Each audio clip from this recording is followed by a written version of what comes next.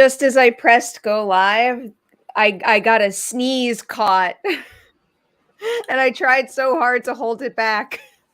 But doesn't it mute? You can still sneeze, right? Like it'll mute when you do the title screen.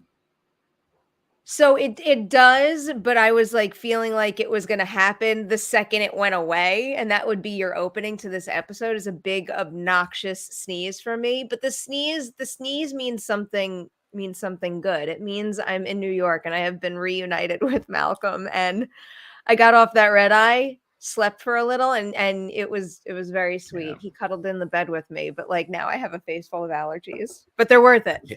They're I so can't worth sleep it. after the red eye. Like for some reason, I can't sleep on the plane, but then I'll land and like get back to my, wherever I'm going at like 7 a.m. and I still can't sleep. It's impossible.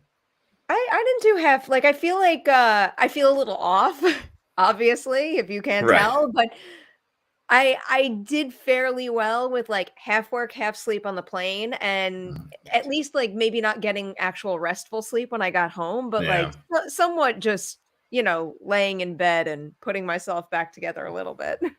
Piecing yourself like Humpty Dumpty. Oh God, I don't know. How was your week, Matt? Pretty good. We hosted pay-per-view AEW stuff last night, so I am also I just woke up a little while ago, still Give me assembling the W myself. update. What was the big excitement that happened? Do you remember MJF, the Long Island Of course I wrestler with the do. big mouth? Yeah. That So was he was probably the one that I was least likely to forget about that night. am I like actually I'm like I hope no one's an AEW fan here who hasn't watched the pay-per-view yet because I don't want to spoil anything too Oh, big, but like massive happenings took place last night. okay. The world title changed hands and Mr. Maxwell now has the world title. Oh, wow. That kind of Which was excites like me. yeah, it's a really interesting thing because like they were obviously leading up to it, but I wasn't convinced it was going to happen last night. Still felt very soon in a way, but yeah, some fun things happened. It was a very good. We'll fill you in because Please do. obviously we have shows coming up that we have to Yes, we've see. got stuffs coming up. We've got lots of fun stuff coming up. It's that time of year, man. Crazy, man. So Yeah. many screenings in the last 2 weeks. Just all screenings. I'm tired. So everyone in Patreon Slack knows this, but like I have not come up for air. I feel like we say that a lot, like we're constantly like this week though felt especially over. I might Yeah. have I was about to say I might have bitten off more than I could chew, but I didn't. I got through it all, so that means I can handle it, but like it was a lot this week. A lot of good, but a lot. Yeah, I'm trying to think. I think Monday, Tuesday, Wednesday, I saw 6 movies, still worked my day job, still got my reviews done. And it's just like the overlap of day work, review work, which isn't awards movies, and then watching the awards movies because now we're in catch up mode. Like, Yes. it's just been and like now we're getting the daytime stuff too. And I like privilege, don't get me wrong, screenings, but like having to see Bones and all at 1 in the afternoon, I'm like, what the hell? Oh my god. Sorry, I just saw what people were dropping in the chat, and it does seem to Mm, be widely reported. mhm. Jason David Frank from Power Rangers has Yeah, passed away. it's Oh, sad. that's awful. Yeah, Oh my. That yeah, that is so incredibly sad, and my heart just goes yeah. out to his friends, his family, his fans. Oy. He's been so incredibly kind to me over the years. Yeah. Just like such a pleasure to meet as a fan and to get to moderate for him. He was such a lovely individual and such like a big part of that fandom overall since day one Yeah. when I mean not when it first began because of what came before Mighty Morphin, but he stuck with it all these years and he really has been like a beating heart for that fan base. And oh, that is just terrible, and I'm so sorry for everybody out there who is Sad. feeling some pain right now from this. It's a big loss for that community. Oy. Well, Sad. Sad yeah, Sunday. quite a bit, quite a bit. Going into in a terrible transition, but going into our lineup today, the goal for us on today's Merri Hour was to play a little catch up, kind of, because I know I haven't been able to do the amount of standalone reviews that I would have liked. There's a whole bunch of movies that were priorities for both of us that we've been wanting to discuss, a show as well. So we're doing a whole bunch of reviews today. And shall we kick it off with our very first one? I think we should dive into it. I love it. I'm very excited about this. This right here is our review of the new Netflix series, Wednesday. And of course, it is all about Wednesday Addams, here played by Jenna Ortega, who is just absolutely wonderful in everything. And it is the case here as well.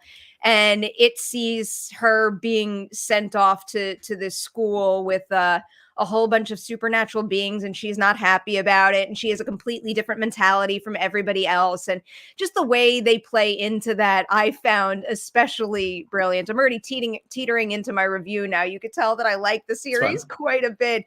This to me just really felt like, I don't know, the ultimate treat for anybody who loves the Addams family, for anybody who has loved the Addams family in the past but wants to be able to share it with a new generation in their life, for any fan of Tim Burton, for any fan of like gothic horror elements and wants to see them brought to life on screen with maximum creativity. Really, every single corner of this production to me is just top form. I love it. What'd I you liked think? it. I liked it. Matt, how dare you have a less enthusiastic opinion than I do? I agree with the things you're saying. I think one of the things is like I kind of wish Tim Burton had more of a say in it because Burton only directs the first 3 episodes. Is it like he only directs like the first few episodes and then hands it off? First four. First four. I think you might be right, but like you can kind of tell where the handoff happens because all that got like this is Burton going back to form in a way to say like he goes back to the more gothic stuff that he's been doing and he's able to have fun with the Addams family. Like it feels very much like how much Rob Zombie loved doing the Munsters, whether you like the movie or not. Like he adored the project, and Burton is the same way. Like he was the right person to come into this, but like he doesn't have the complete oversight, and I can feel where the transition happens. Jenna Ortega, flawless. Obviously, there's literally nothing to say against that. She was perfect for Wednesday.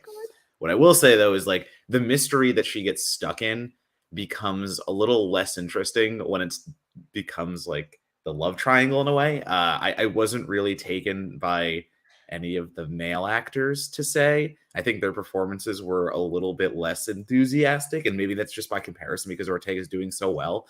But I didn't care about certain aspects of the story as much as I did say like Wednesday and Enid. Like that story was like so compelling to me, and like there's such good characters.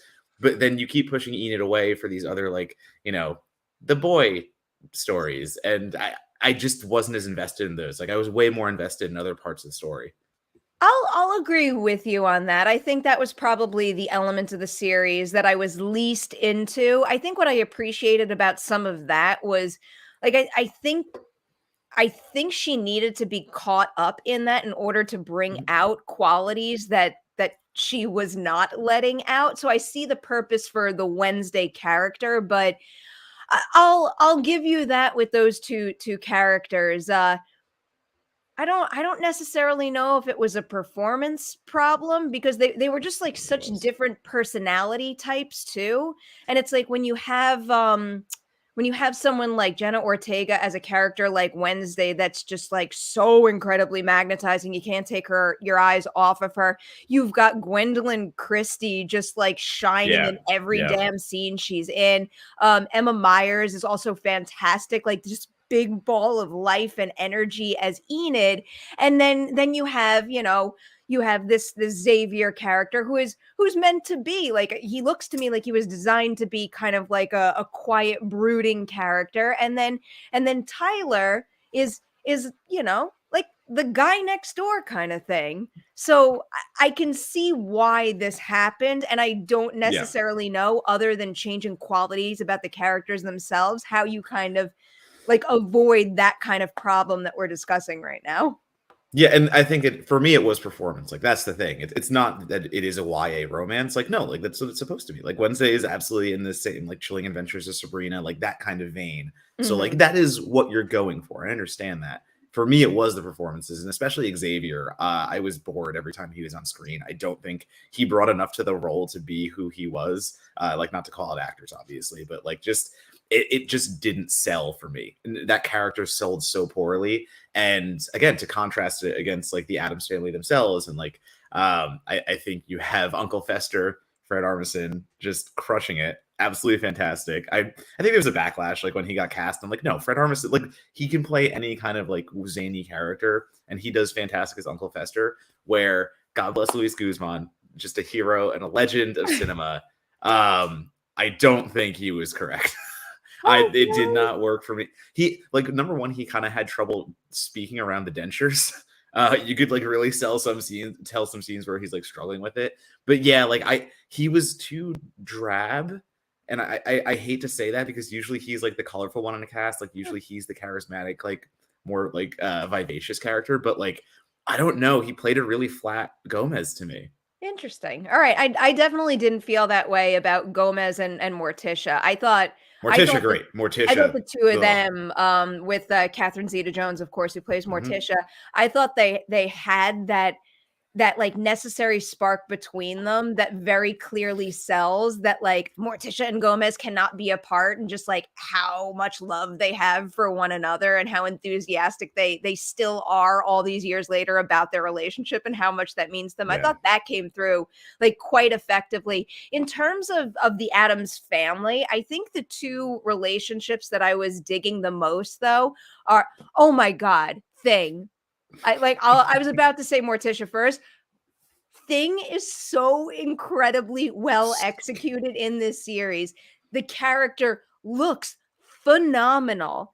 Every single like full human actor Thing interacts Right, with right, right. just perfectly sells that chemistry. And then in terms of the story, I think he's just so cleverly worked into it. I could not have asked for more from that character in Yeah. this series. I'm just blown away by it. It's one of those things where you can take a the sidekick, I guess to say, but in this case, it's a cut off hand where it's just running around and like there's so much. The conversation between Wednesday and Thing are fantastic. Because Thing is the one that like brings out that emotional side again. Like we were talking Mm. before, like she has to have those romantic interactions with the boys because that brings something else out in Wednesday. But like it's the interactions with Thing that are the deepest to me. Like those are the real emotional connections where like Thing is the one that's like, no, you have to open up, and like Thing is the one that's like forcing her into dates secretly and stuff like that. Like I so good where you just take a hand and like there's an actor behind the hand obviously, but what that actor is able to convey by just like the sound effects of like the fingers tapping across wood to like run across, it's so good. And also sidetrack, just one thing I also loved, there is a great amount of like she plays cello, correct? What I Yes. she yeah, so like she's playing the cello and she's like ends the first 3 or 4 episodes playing like metal covers. Like Mm. like one is literally Nothing Else Matters by Metallica, so obviously a softer song. But you get like the first episode where she plays Paint It Black, and like it's so good. I so like those are the touches where it gets really interesting to me. Like when you have a little bit of personality, when you get away from the Adams family and you inject the like whether that was Burton or whoever, like those were the touches that really sold me. Danny Elfman score here. You really don't get a better pairing Yes. than that. And Yes. this to me is one of those unskippable themes where the first time I heard it, I loved it. And then every single time I watched a new episode, I couldn't skip it because like it energized me in general, but also made me so thrilled to be able to jump into a new episode. And then how he kind of like weaves the theme throughout the episodes that he scores, I think is incredibly well done. Going back to the Morticia Wednesday dynamic, that's a pretty strong spine for the series, just in terms of Wednesday feeling frustrated about living in her mother's shadow, but Yeah. also having completely different mentalities about a whole lot of things. I thought that worked really well. And just to shout out another supporting character who I really loved, Joy Sunday, who plays Bianca. Oh that to yeah. Yeah. me Yeah. that to me is an example of an actor like taking what was on the page and absolutely nailing it, but also bringing more to it just based on like sheer screen presence alone. Like every time she was on screen, my eye was drawn to her, and every time she was on screen, I felt her presence. And when you're playing like a school queen bee who's somewhat threatening, you need to feel her when she's in a room, and I think that Joy Sunday very much pulls that Yeah. off and does it No, exceptionally I well. agree.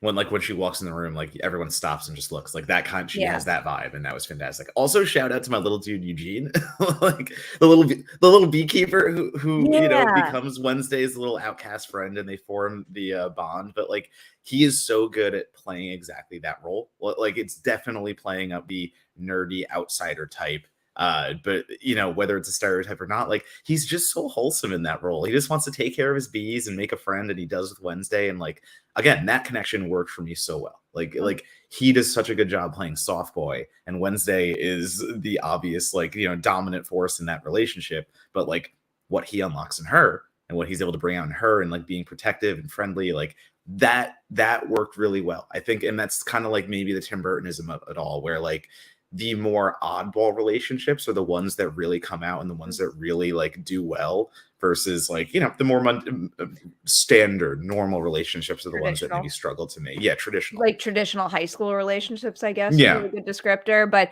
I yeah, agree, it takes, probably no surprise, it takes a lot for me to happily watch any scene involving bees. I mean, he's in a lot of scenes that don't involve bees, but the second he was introduced yeah, that way, I'm like, yeah. "I Oh don't my wanna be god. near this character," but Oh the no, I loved actor, him. Musa Mostafa was, Mhm. like, really, like, another one that just, like, very naturally shines in the role that he was given and brings more out of it than I ever could have expected, so he was great.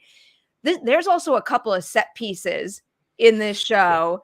I'm not gonna obviously spoil anything, but I think my favorite of the bunch was in episode 4. There's a pretty big set piece with a visual with an extreme contrast of colors in terms of how Colleen Atwood designed the yeah, costumes and the color palette for a very particular set piece, and then what happens to that set piece, there's just a whole bunch of frames in that material that I wanna, like, pause, yeah. pause, pause, pause, hang those frames on the wall because they are gorgeous.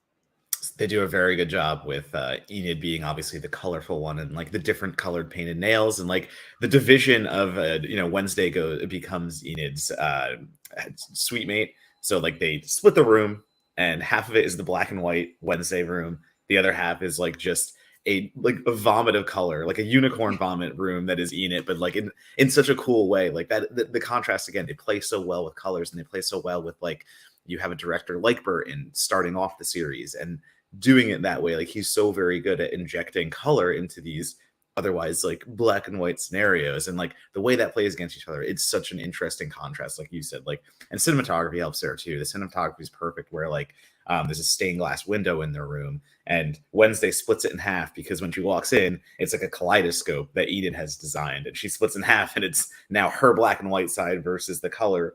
And the way they shoot those scenes, where like Wednesday is always on her side, Enid's on her side, and you get like the background of them against that stained glass window. It's all very meticulous. Yeah. Yeah, I think there's a still floating around out there already where you can kind of get a sense of what that's Yeah. like, but it's very beautifully framed. I also loved Christina Ricci. Just like as Mhm. a big fan of her Wednesday, it makes me really happy that she has a presence in this, and I also Mhm. liked that presence too. So a Yeah. win-win with her returning.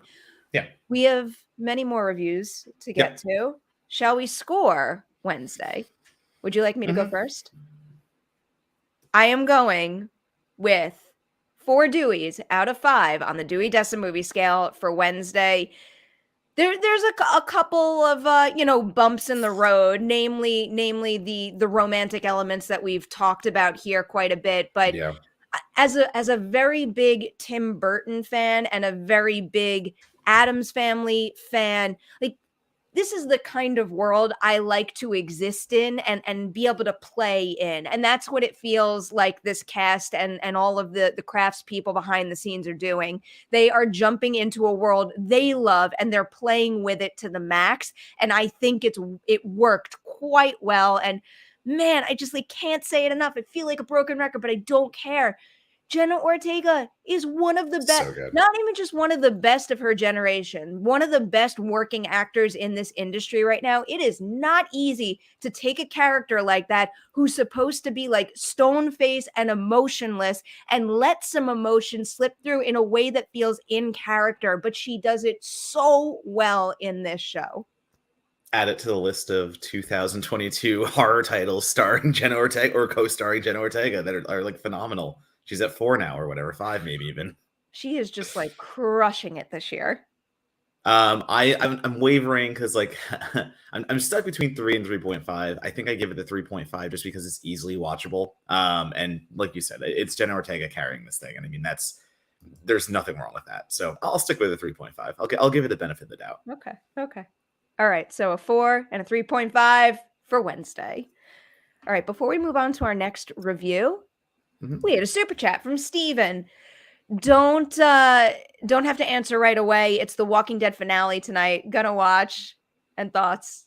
I'll join. I I'll join bailed. the head shake. No. I bailed on season 8 after they killed Abraham and Glenn in the same episode because it really proved to me that they had no idea how to care about their characters at all. So I was done after that. I did finish that season, but then I didn't continue after. I don't know. I got a little exhausted, or maybe actually Yeah. I think I did cover some of 9 as well because I think we were still doing an after show or a TV talk at the time, but I don't know. I take it back. I got forward. I got to the junkyard crew. Oh, I did. I got watched to the junkyard stuff. So I did watch that. I got to them and I stopped. Okay. Again, fan of the comics too. Huge fan of the comics, and the show was good for 2 seasons, and then I just hate watched the next like 5 or 6. So I realized I was in an abusive relationship with The Walking Dead, so I had to walk away. I wouldn't say I was hate watching at the end, but I don't know. I definitely was not getting enough out of it for the work that I was putting into covering it. And also just like personally, I wasn't getting the same level of enjoyment out of the series. And many other things caught my eye at that point. Nope. All right. Next review, Matt? Yeah, we'll do it. Let's keep rocking. Oh, I never did my shout out. Shout out now, whatever. Oh, I owed someone a shout out. All right. So that just owe it anyway. I'm gonna do it right now because it's owed and it's long overdue. The Patreon team has been very kind and patient with me because I've owed a couple shout outs and some other things that I haven't been able to get to. But that Wednesday review came your way courtesy of the wonderful Logan Burton. Logan is super cool, working really hard in school right now. So I'm always rooting for him.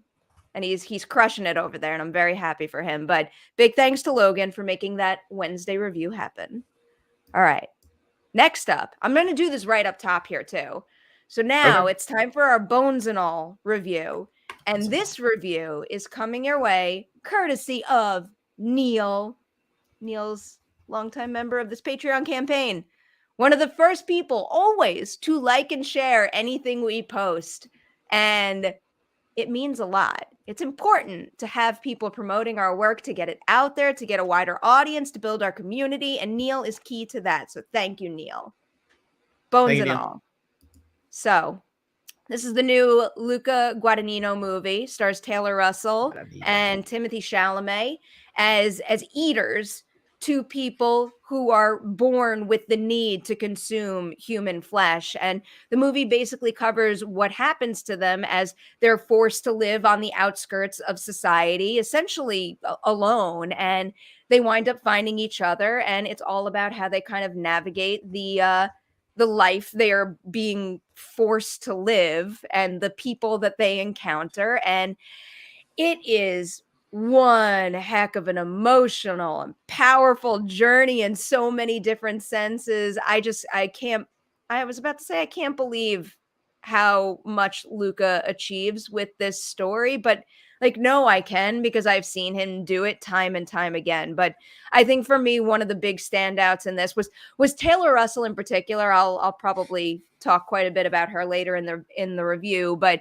I think one of the things that I appreciated most about this is how it balances the love story, which is essentially the core of the movie, but also the horror elements. Like, it doesn't shy away from the horror elements, but it doesn't present them in a traditional manner, at least not for all the characters, where like you see horrific things happening, but it's incredible how many things the movie can convey about those horrific instances without judging the characters. Like, just in terms of showing that, like, they need to be doing this, that they do find it satiating because they need it, but also it is a completely horrific event for them. And then they feel awful about it after. And like these are characters who have to walk around with all of those emotions all the time. And my heart ached for the two of them constantly.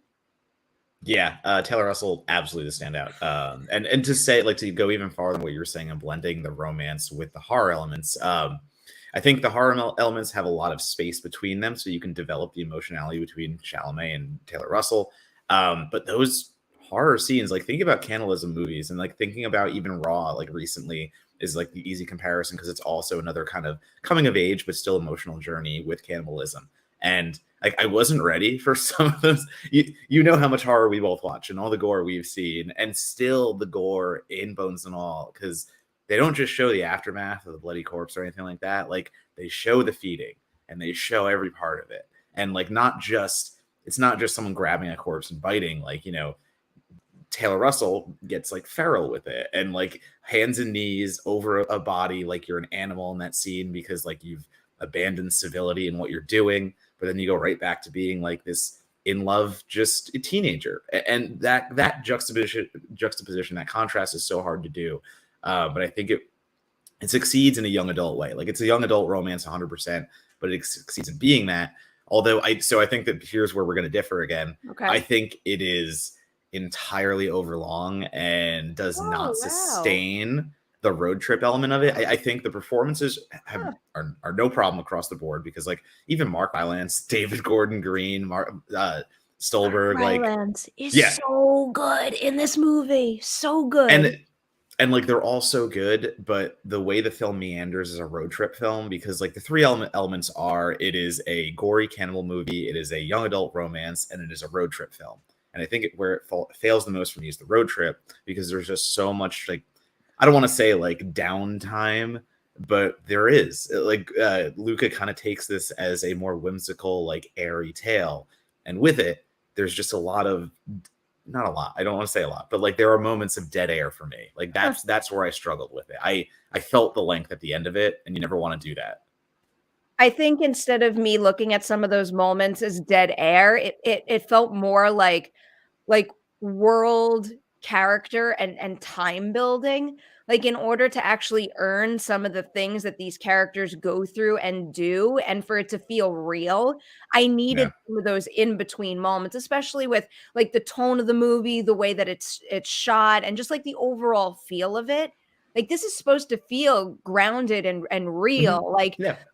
Like eaters could exist, like these two characters could have been like traveling the road like near you depending on where you are at least. And in order for that quality of the movie to work, it needed those in between moments to prove that these people are real. I think I Yeah. needed the balance of that, and I think the stories within the stories were working really well for me in terms of like Mhm. like not necessarily a set piece like I was using it for Wednesday, but like big set piece in between with the two of them, like another big type of set piece, another transitional piece. I thought that that structure played really well and kind of realistically for me. So that's just how I interpreted it, which is different from your take on that kind of Yeah. stuff.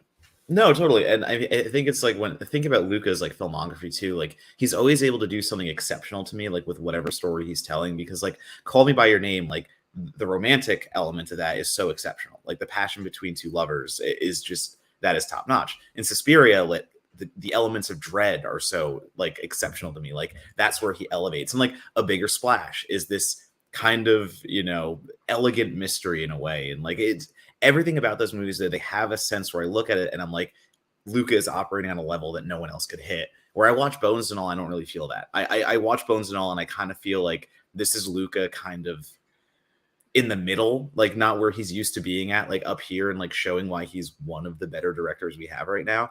I feel like that's lost a little bit here, and it gets lost in the translation of the pacing and the tone. I do think the tone struggles to bounce between the super graphic and the very romantic in a way where like it just is like whiplash at times. It feels like it wants to be two movies, and that works a good deal. But there are a few moments for me that just like kind of crash into each other, and there's like I don't think it's as successful. Well, what you're explaining, like well represents their existence and what it Yeah, must no, be a hundred like percent, to live a that hundred life. percent. You know, you I wanna agree. be a traditional teen and, like, have a relationship and do fun things, but then, like, Mhm. this need that you were born with, you didn't ask for it, you don't do it for fun, like, you have to do this thing that's Oh yeah, the terrible, the thing feeding. that you're judged for, and it sneaks up on you, and it completely obliterates that norm that you would like to be a part of or have more of in your life. So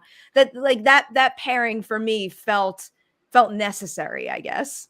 Yeah, and it's gonna come down to your personal preference. Like, this is, like, in a way, like, a rambling story, and that's not to say it doesn't have context or meaning, but just to say, like, the way it's told, it just kinda keeps going forward step by step, and you just kinda keep through it, and I have maybe to say that I'm a harder sell on it than you. Let's just say it, like, in that sense where, like, I don't know, I felt a little lost at Mm. times, but then again, then, like, Chalamet or Taylor Russell brings you right back in because they have another, like, super sweet moment or yeah. So like that's the thing. Like this is a performance piece above all else, and like that is what you're here to see. And again, I don't think there's a weak link.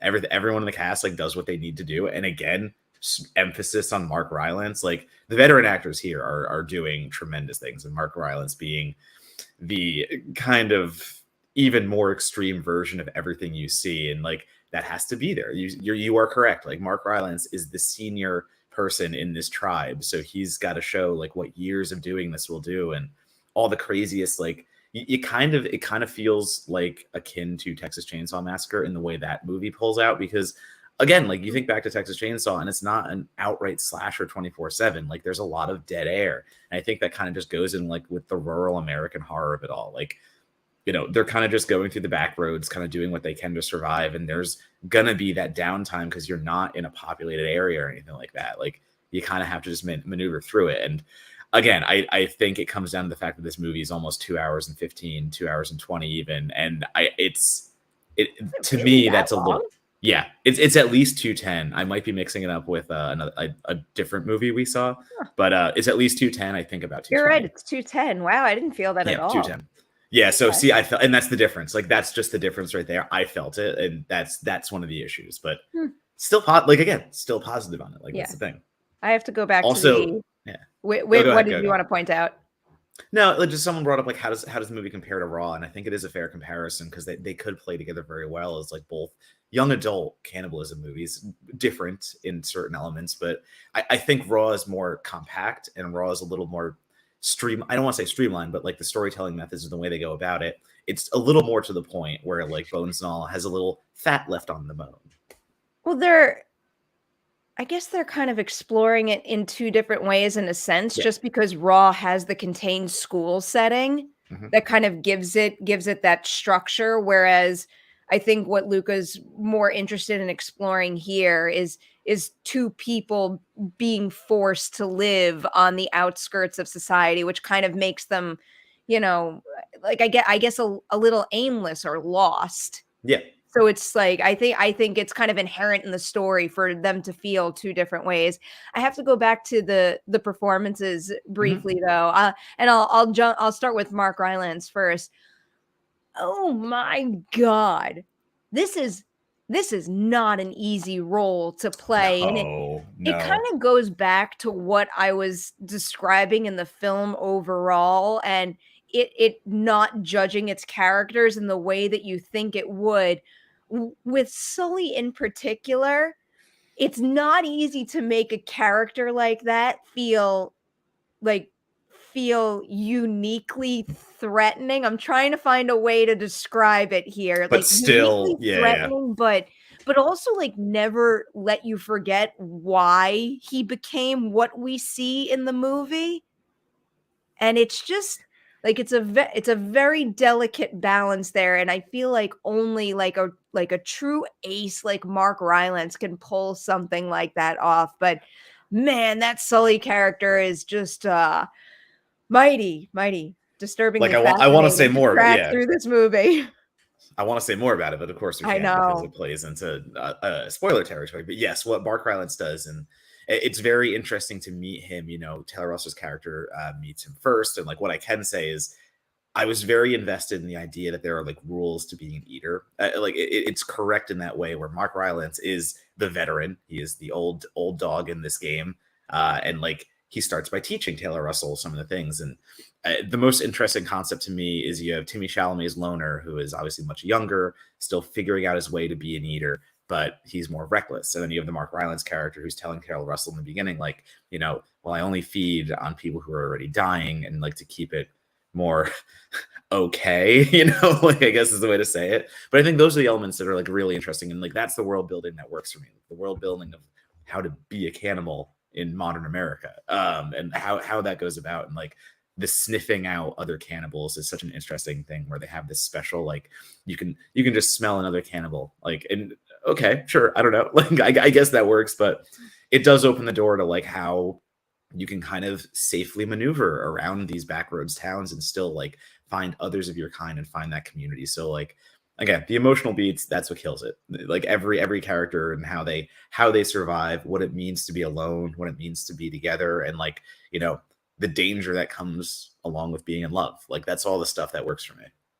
I'll shout out Michael So Stuhlbarg like great. Ian too, because he is one of my favorite actors in this business. I think it's only a matter of time before he is accepting an Academy Award. He needs all the awards for all his work. I know he has been recognized in some capacities in the past, but he's just one of those actors that I feel like keeps delivering truly exceptional work, but then doesn't get Mhm. enough accolades for what he's Yeah, doing. So he's someone that I really want to see soar and get that time in the spotlight that he so so desperately, good. like, he really deserves to be up on like a stage and getting honored for the things he pulled. Like the one thing that I'm still hung up on is his like he should have been an Emmy winner in my Oh yeah. in my opinion for what he does in my god, the name of the show. The name of the show. Where is it going? It's not coming to me. This is what happens when you see like 500 movies in a single Wait. it Now was wait, now Dope I'm Sick, Dope second. Sick. Hold on. It's Yeah, Dope okay. I Sick, was man. like, I kept wanting to say The Dropout because it's another show that begins with a D, and I got hung up on that and and hung up on also the yeah, I don't know, but I get anyway, it. I get Dope it. Sick, that's like another performance where it's, like, there's a lot of layers that's tough to pull off, but he does it there. So anyway, that was my little, Yep. Michael Stuhlbarg rant, but holy shit, Taylor Russell. I wanna see Taylor Russell and Jenna Ortega do a movie together just because Be they are great. just operating at like peak level nonstop, the two of them. Taylor Russell is another one that I think is bound for a lot of I don't know, Oscars or any kind of accolade in the future. I think she should have gotten more recognition than she did for her work in Waves. Obviously, I love the escape room films, but Waves. this Yeah. I mean, this to me is, and I know there's a lot of competition in this category, so I understand why it can't happen, but this Yeah. is the type of performance that I would like to see get an Academy Award nomination, Mhm. but I know it's not possible this year. But really, I can't say enough about how good she is in this movie. It's a really good coming of age story. Again, not to say that like, can't horror can't be good coming of age, but it is the hybrid of extreme cannibalism and heartfelt storytelling. And especially like again comparing Raw to Bones and all, like cannibalism and like young girls coming of age specifically, like that is, it goes together so well. And I think those are two movies that really, like you look at the lead actresses and that's where it comes down to. Like you have these two passionate lead actresses going into a full force, and the way that Taylor Russell goes full force into being romantically entangled and also full force into being a flesh eater is unparalleled. So yes, it'd be great if that got recognized. I do not think it will. No, I sadly I don't think it's happening, but she deserves it for what it's worth in my eyes. Yeah, Do you straight up. want to score this one first? Yeah, I'm gonna stick with my 3.5. I wrote the review already, so like I know that one at least. I don't have to fight over it in my head. All right, I'm gonna go pretty high on this one. I'm giving this one a 4.5 out of 5 on the Dewey Decimal Movie scale.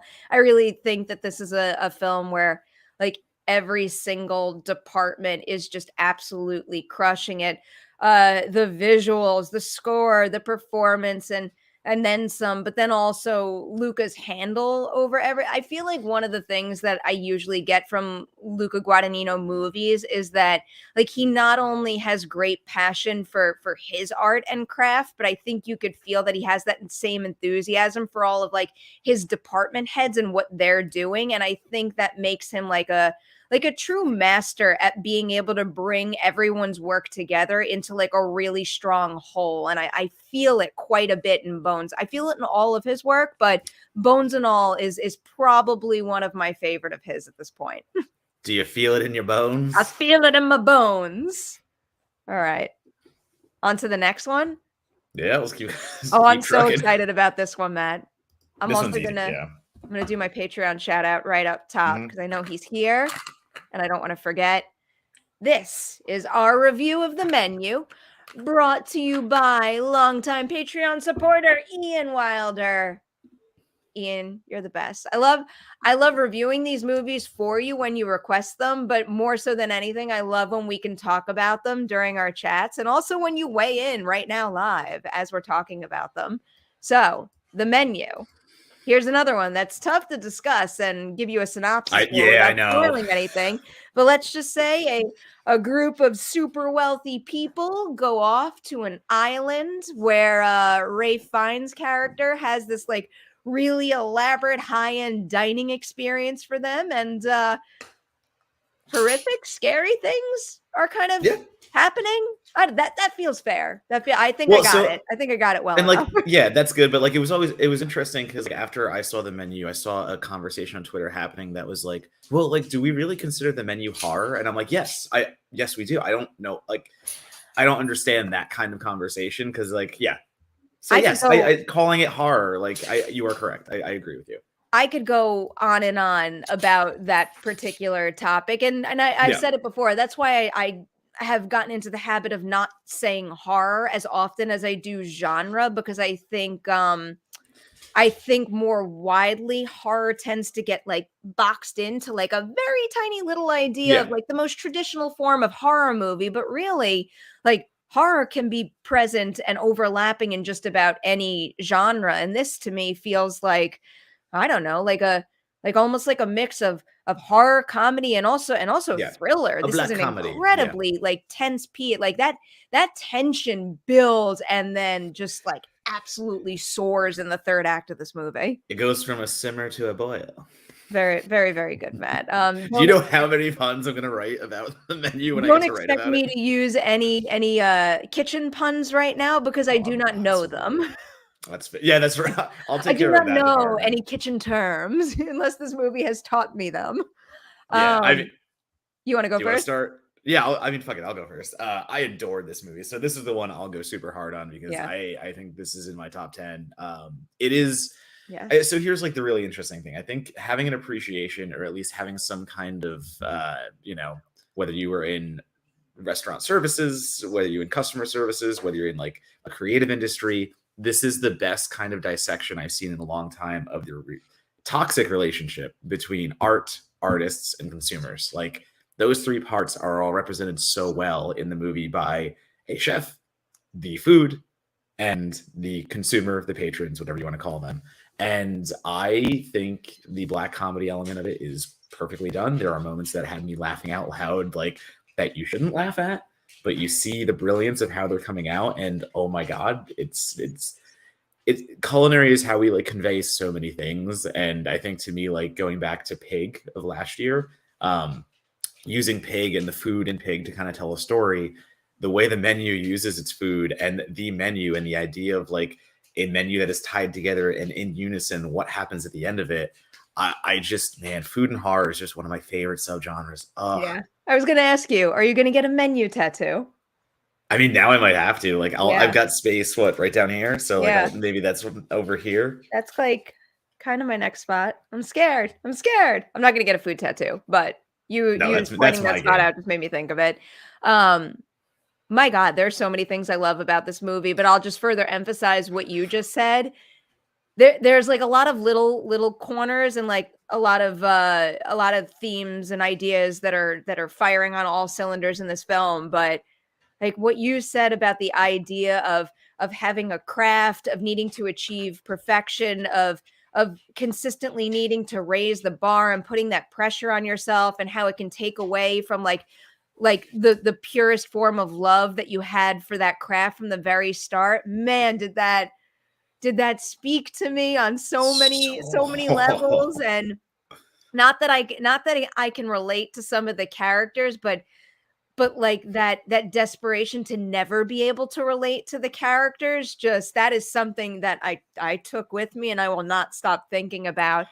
This is also the definition of a performance showcase. And like I highly recommend reading a little bit about how they shot this movie, because I think that definitely feeds into how strong these performances are and how strong the end product is. This idea of them having, had that space and having had those actors in that space together pretty much the entire time, where, a scene might be focused on Nicholas Hoult and Anya Taylor-Joy, but those other actors are there responding and watching, and how they were able to transition from one table to another. It really makes the film exceptionally fluid, and it also makes this ensemble come together but also function as individuals with really unique personality traits incredibly well. And this is yeah. also just like a really, really well written script.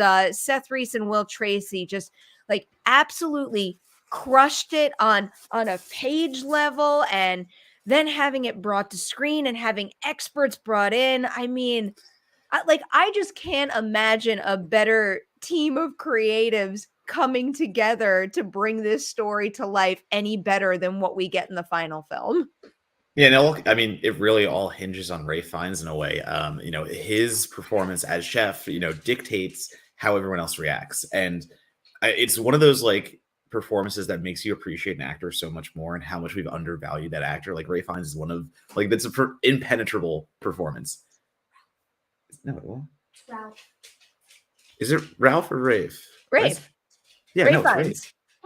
It's I'm like that was one of the I know it's spelled Fiennes. Ralph, but yeah, I was being corrected. But no, it's the way that he just takes control of every scene like a stranglehold, and Yeah. all those other actors like you just mentioned, Anya Taylor-Joy, Nicholas Hoult, John Leguizamo, like just going down the list of everyone in that cast and just everyone there that like they are under his command. And I feel like the actual actors, like the actual people in that room, not the characters, were responding to Ray Fiennes' performance in horror just because they had no other way to do it. Like it felt so natural and genuine in that. Mm-hmm. And again, to put it in the sense that it is, I like just to say like it's a hybrid dinner party / kidnapping, and like that is just again won't go any deeper into that, but like the way they pull that off is excellent. And again, you mentioned the tension before, but like legitimately, this is one of the tensest movies I've ever seen, because you're stuck there, but then you're getting served this like once in a lifetime meal, and you get the spots where the critic is still being a critic despite the scenario, or you get the spots where Nicholas Hoult is still being the Instagram influencer that he wants to so desperately be while still being in that scenario. And that's the brilliance. That's where the artist, consumer, like it all comes together in this way that is so terrifying. Yeah, I want to name drop everyone. First, I have to name drop Mark Milo, that the director, who I didn't say Yes. before. I said the writers and not the director, but you probably know his work from Game of Thrones, Succession, and then some. But he really knows just how to capture what he needs in this movie and how to bring the best out of his actors. And you brought up Anya Taylor-Joy. I do think Ray Fiennes is key to making this concept work, and But how yes, every yeah. single character has to react to what he's doing, how he commands the room. But then you also need that kind of entry point in Anya Taylor-Joy's Margot, because at the beginning of the film, when things don't seem right, she seems to be the only character who recognizes that, and she's a very important chess piece to be able to track how she maneuvers this situation. And per usual, she just absolutely aces it. Another actor who you're going to hear a lot about, because she's got another movie coming out that she is like truly exceptional in, Hong Chow, who plays Elsa. Yeah. She's kind of what is she called, referred to as the restaurant captain in this, I believe. Yeah. She's kind of like Chef Slowick's right hand. She plays Elsa, and like that is another example of a pitch perfect performance. Like her delivery, her responses to things, how she treats the diners, how she looks at Chef Slowick. It's just like that is so spot on and absolutely perfect. The other movie I was referencing of hers is The Whale, and I'll also just tell you that is another like truly jaw-dropping work. Speaking of Academy Awards, because I had brought it up in the previous review, I would love to see her get a supporting actress nomination for her work in The Whale. I'd be happy to see her get it for The Menu too, but The Whale is like the more likely contender of the two. But I'm with you, Matt. I do think that ultimately at the end of the year, I'm going to be considering The Menu for one of my favorite films of 2022. It's in there. So and again, I'm the food person, so like it just plays to all my strengths. But like it is just it is a mean movie, and sometimes you just need that. Sometimes that is the commentary you need, where like you can play soft, you can be subtle, you can do all those things, and like there are great ways to do that. But the way that The Menu is so aggressively in your face, and the way that The Menu does not care to hold anything back, but it is sophisticated in a way, and the way it plays with like pretension as both a commentary and like lens in a way, like it's just so good. I don't know. That's just everything I want in a movie. Put me in a restaurant, kill people. It's great. I have a feeling we might have the same score on this. Yeah, I think we will. You go first. 4.5. Yeah. 4.5. Yeah. Dewey's out of 5 on the Dewey Destin movie scale for both of us. Exceptional movie. I love it. Good. I love it so much. All right. I think we have one more thing. We do. One more thing to talk about today. So, for everybody who has not seen Black Panther Wakanda Forever, we didn't get to talk about it last week because we couldn't do a show last week. So we wanted to bring this back and talk a little bit about it today. So for anyone who has not seen the film, this is where we leave you. You could go check it out and then return to this video and watch the conversation after you've seen it. But Matt, before we lose folks who have not seen Black Panther, is there anything you want to promote? At Donato Bomb, Twitter, Letterboxd, and Instagram, as long as all those are still available. Maybe Hive someday, maybe Post someday, who knows? For now, it's on those 3. I don't know.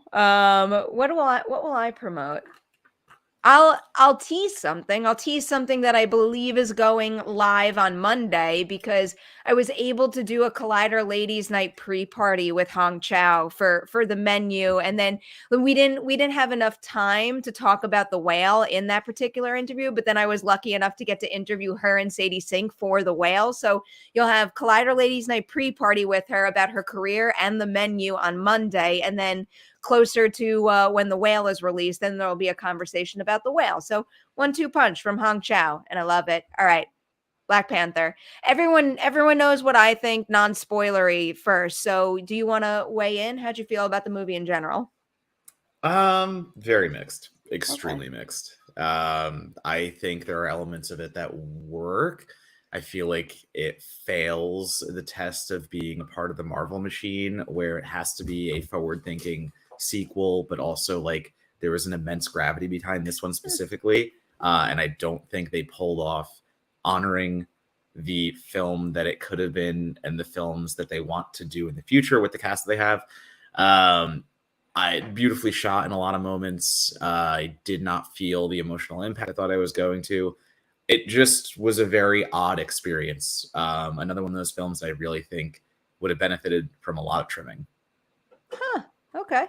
All right. No, I respect that. I definitely, I had a different reaction. I still haven't had the chance to see it twice. So like one of my criticisms, and we could talk spoilers, so I could bring this up now. But so one of my criticisms is that I didn't feel the runtime at all. I thought the movie really flew, and I couldn't believe when it was over and how much I had just experienced. But when you have that much of a running time and so many main characters in play, that means there's a lot of storylines in play. And there were certain instances where I'm like I just need to make sure that connects, or maybe doesn't connect as I interpreted it on the first viewing. And like one of the things that I still think played really well, but didn't quite stick the landing as strong as I would have liked, is the situation that Denai Guerrera's character Okoye is in, because when she had that scene with Angela Bassett, I mean, it kind of goes back to what we were talking about with the menu, this idea of like dedicating your life to this role and like pouring everything you have in it and your identity being shaped by it, and then it's taken away from you. Yeah. I like I felt what the character was going through. It challenged me to process how I would feel if something that meant that much to me was taken away from me. And that scene shattered my heart into a million pieces. And obviously she finds a new path to pursue. I would have loved to have spent more time with that character, taking that feeling outside of that room and reprocessing it and finding that new step, that new way to take a step forward again. Like that, I mean, that to me felt like it deserved an entire movie all on its own. And I understand why we couldn't And get it that's Black Panther Wakanda Forever, but that was one example of something that I wished had been fleshed out a little more ultimately. and so I think that was the feeling that permeated through a lot of Black Panther Wakanda Forever for me. Like that's where I was coming from. Where that is a like I don't even have to bring that example up because that was one of mine. And like that's a great example, though I think that happens a lot through the film. Just to if you want to go with the super chat, I can get into that right now. Oh yeah, Because like definitely. What's up, it Sam? actually leads it. Yeah. How you doing, Matt, Sam? Matt, in your letterboxed review for Black Panther: Wakanda Forever, you mentioned that you were disappointed by something that you redacted for spoilers. I was just curious to know what that was, if you don't mind sharing. yeah, I think so. Like the biggest thing that hit for me, and the biggest time it felt like just another Marvel movie, uh, was the end fight. I think the end fight was wholly unsuccessful in what it was trying to sell, and I talk about more of all the main characters being stuck on the submersible, whatever you want, like whatever it was, boat, and you get all of Namor's crew like coming up and doing the siege, and you know who's gonna live and die. Like I felt like that was one of those inevitable things where we're watching all these characters go through their cool poses and they get to do everything. And like Wakandan soldiers are dying all around, but we don't care because M'Baku's doing some cool shit. And like we get to see all our favorites strike again, like strike those poses. And we all know what's going to happen by the end of it too. Like they telegraph where the movie's going, how it's going to end. And that was the biggest time it felt like like just another Marvel movie to me. And that felt so weird in a movie like Wakanda Forever because of everything it holds, like with telling the passing of the torch, with telling obviously, this is a farewell to Chadwick. But that ending moment felt so manufactured to me and like so unnatural in a movie where it should have been. So like that was just one of many. Also, if we're gonna go into like again deep spoilers, Angela Bassett's death to me just seems like such a fucking cheap ploy. Really? You're already playing off the back that this is you've lost your Black Panther, and I understand why you do it in a way, but like her death almost felt like it took away from the whole Chadwick honoring of everything. I don't necessarily have the opposite opinion. I understand and I can feel what you're explaining. I think ultimately that worked for me, mainly because Angela Bassett's performance is so strong She's throughout good. the She first is half good. of the movie. And Mm-hmm.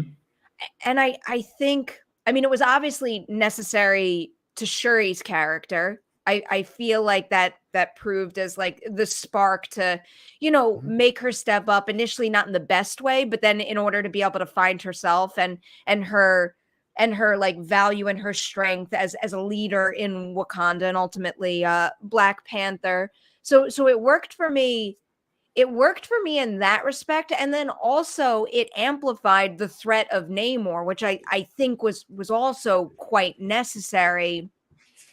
Also because like it's a difficult thing to describe because I feel like with the character of Namor, Tenoch Huerta was phenomenal in it, but Yep. that's Yep. Yep. a great villain in terms of a villain who isn't necessarily presented as like the quintessential big bad. He's coming in and he's threatening our heroes, and that's it. Like the movie very well sells what he's fighting for, and at least ensures that while we don't necessarily agree with his actions, we understand why he's making those moves. And throughout the movie, it shows that in a way that makes you think like like maybe he could align with Wakanda. Maybe he could change his mind frame, and then like having that be like, what is that? The middle point of the movie, you would say? About that. Yeah, yeah. Or I like think that's about the maybe a midpoint. maybe a little later, but like that to me feels like a necessary story beat of like, oh my god, big time threat. There's no turning back. You start to think that your heroes in Wakanda can't survive this threat. And then it powers into like this really explosive third act. And because of what you brought up about that big set piece, like that I do agree with. I think as far as like a thrilling Marvel set piece goes, I think it plays really I think it plays well. Yeah. But if I really want to start looking at the details and whether or not certain things were earned, because someone already brought it up in the live chat, I'll reference Riri Williams here, aka Hmm. Ironheart. I Yeah. thought her introduction and that sequence with her, Shuri, and Okoye was like phenomenal. I watched that and I feel Dominique's Thorne's like, I don't know, like energy and effervescence as Riri. And I think to myself, I love you in this role. Give me more of that. I don't necessarily think that they give her like the meatiest opportunities going forward then. So when she appears and kind of, has her save the day moments in that big third act set piece, like they have the intended effect in the moment, but when you stop and think about it after, it's like, like that could have been stronger. There could have been like more meat on that storyline's bones in order to earn that kind of moment. And that's again like that is exactly why I think I was frustrated with this movie, because it feels like too much movie in too much movie, which is such a weird thing to say. Like usually it's either too much movie or like not enough. You've gone too long and you've overdrawn things, or you go too short and you don't explore them enough. I don't know how, but Wakanda Forever to me feels like it is both too much movie, but it still does not explore enough. And I think that is because you have scenes like that where the trio of them, evading the government, evading the feds, is so good. And I think that's a detriment to the rest of the movie because I never felt as good with the other characters. You've given me Hmm. something here that could have worked separately and maybe deserved its own separate nature because of what you just said. Then you introduced Ironheart later, but like not like there was no real standout moment before that. So you have the standout moment where they meet. Ironheart kind of just is there, and then the moment at the end, but like it doesn't feel earned. It doesn't feel like it was part of that story. Like I feel like there were too many subplots working in this against one another where and to say that it started out, I don't know, I felt unaffected. I felt unaffected by the way the movie starts and then just barrels past it, and then it's like, okay, now we have to tell you who the next Black Panther is, and it's like Yeah. I was left just like cold on it. And again, it was a movie that the trailer, we talked about it, like the trailer was tremendous. Like it did everything that I wanted it to do, and I feel like the movie itself did not live up to the promise of the marketing of the trailer. I think it did. I think the movie played really well, had the intended emotional effect on me, and I think it earned those emotions, but it's one of those situations where I felt that way while I was watching it and also after. But it's like when upon further examination of like the story and the finer details, you see little things that could have, holes that could have been filled, story arcs that could have been stronger. I want to bring up this one though, because as far as supporting characters being used well goes, like Yeah. this I think is a prime example. Winston Duke Yep. does not have like all that much screen time in it, just like, like maybe Nakia and also Riri Williams too. I think that the way that M'Baku was used throughout the film, though, not only uses that character in a way that furthers like Shuri's journey, Wakanda's journey, but also makes for like a really whole and full and believable arc for him, too. I feel like him in particular, that character M'Baku is an example of a really, really well written supporting character for this particular Marvel adventure. And I think some of the other supporting characters needed a little more of what that kind of writing and formatting gave Yeah. him. I think it works for M'Baku though, because you don't need a lot there. Like we do have the base on M'Baku down already. Like we understand his character, and he doesn't need monologues. Like that's not who he is. He needs short, blunt phrases. He needs like the way he plays, because that is M'Baku. So I think that's That's the difference of saying, like, you know, like, I agree with you 100%. Like, he's one of the best parts of the movie, and he does get to explore his character in a way. But exploring that character doesn't need the same emphasis that some of the other characters do. And when you introduce these, like, heavy themes of, like, colonization and all these things, and then you get back to, like, you know, going back to the main Marvel crew and you know, Martin Freeman's character and all this stuff. They're pulling so many strings and they're working with so many heavy themes, but none of them still feel like they've been given the attention they deserve. That to me, that is where it lands. You've underserved a movie that should have been this, like, culmination of a lot of feelings in a lot of people, and it was for a lot of people too. I do not speak for everyone. I speak for myself, and that is the only person I speak for.